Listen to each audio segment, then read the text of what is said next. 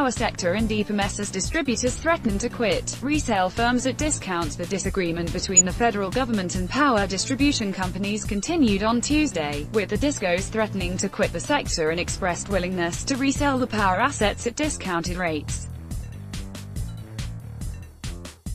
Investors in the discos came out this time around to speak for their companies rather than sending the spokesperson for the Association of Nigerian Electricity Distributors, Sunday Adunton, as demanded by the Minister of Power, Works and Housing, Babatunde Fashola. They also called on the minister to urgently convene a meeting with investors in the discos if he truly wanted the sector to make progress, adding that they were willing to resell the power assets to the federal government or any interested buyer. The successor companies of the defunct Power Holding Company of Nigeria were privatized on November 1, 2013 and sold to investors that year. But since the sector was privatized, many electricity consumers have been complaining about poor supply by the discos, a development that recently led to heated exchanges between Fashola and the firms. Speaking at a press conference in Abuja on Tuesday, the investor in Jos Electricity Distribution Company plc, Tukur Modibo, stated that the power firms were doing their best but were willing to resell the companies at discounts to whosoever was interested in them. He said, "You asked me whether we are willing to quit the business. Now, please listen to me and put it down clearly that we bought our distribution company cash down for $82 million in 2013, we are willing to take $72 million in 24 hours and leave. If you have $72 million, if Fashola can give us $72 million, we are giving him $10 million discount. If we get that sum, in 24 hours we are out of this business. Please, is there anybody with $72 million here? If there is none, please advertise it for me because I've given you the price." Modibo advised the minister to call for a meeting of stakeholders in order to avoid a further deterioration of the sector. He said, "We want the minister to call us and ask us why we are not investing, and to find out why the banks are not willing to fund the distribution companies at all. This is because we are not keeping all the parameters that are supposed to make us a business. We are not there. So, I want you to use your media to tell the minister that we as investors are complaining. Tell him that we want to meet him for him to understand why we are not meeting up with the investment that he thinks we ought to do despite the fact that we are doing it to some extent.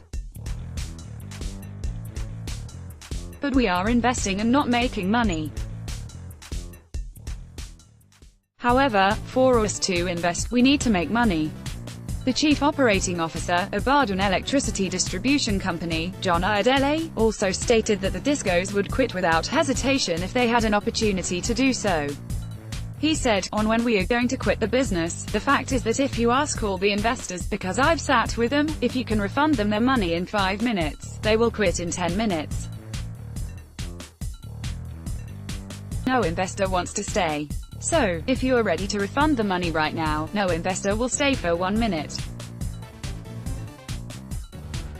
The one disco they returned in Yola to the federal government. Since 2015, as we speak today, no kobo has been paid to the investor. So, you can imagine the frustration. Let us look at this issue from the business angle. No investor is a Father Christmas. The distribution firms also stated that the reports that were presented to investors by the Bureau of Public Enterprises at the time when the power sector was privatized were inaccurate.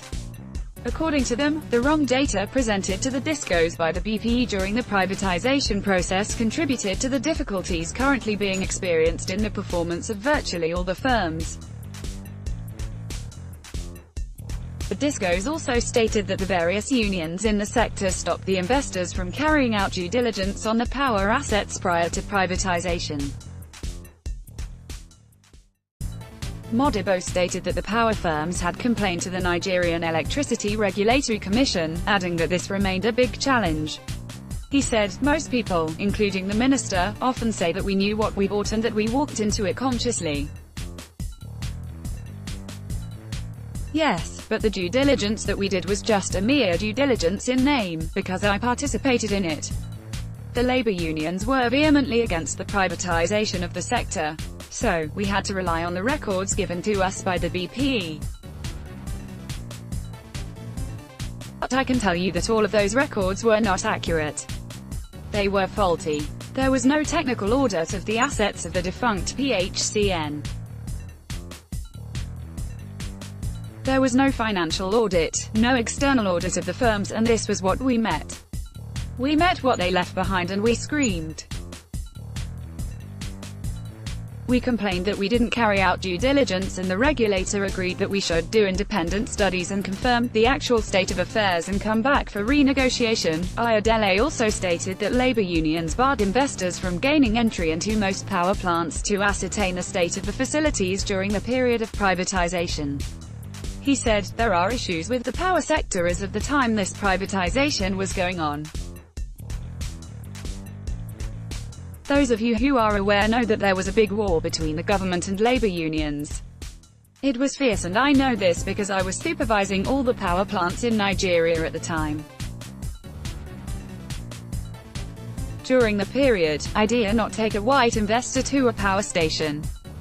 Also, before you entered anywhere, about 30 to 40 people would bully you because of the fear of what the privatization would bring. So, for that reason, when the World Bank came, we couldn't do what we call physical due diligence. There is no doubt about that. What we did was to get the alternative, which was to know the number of transformers, lines and the lengths and others. Those were the things we got in the data room, and I am not sure if this was completely explained to the investors, who were actually supposed to enter the store to know the real situation.